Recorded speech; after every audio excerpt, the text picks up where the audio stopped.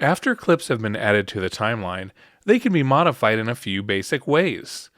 The methods for moving and trimming all types of clips, including photo and audio, are the same.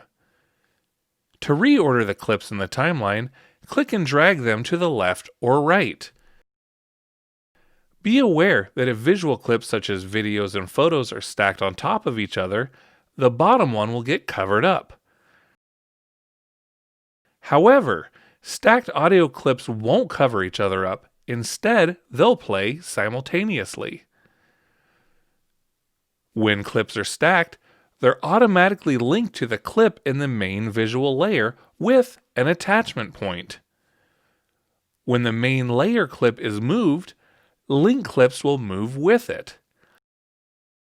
However, the link clips themselves can be moved freely from the main layer.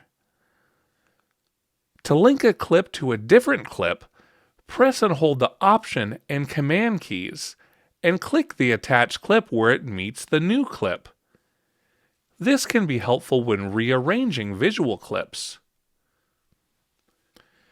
Before doing any trimming, always watch the clip and determine the points to be cut out. One way to quickly trim is to click and drag the edges of the clip on the left and right sides. To trim the beginning of the clip, click and drag the left edge to the right. To trim the end, click and drag the right edge to the left. The portions that are trimmed can be retrieved at any time by extending the clip back out. The clip trimmer can be used for finer control during trimming. To open it, right-click the clip and select Show Clip Trimmer.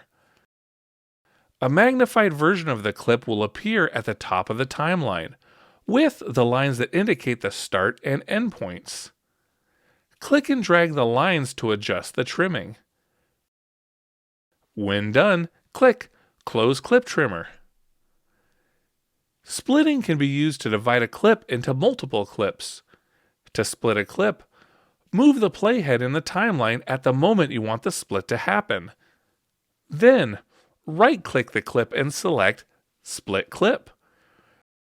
The original clip will be divided into two separate clips, which can be edited and moved independently of each other. Clips can be split multiple times. To fade a clip in the top layer, use the fade handles that appear at the beginning and end of the clip.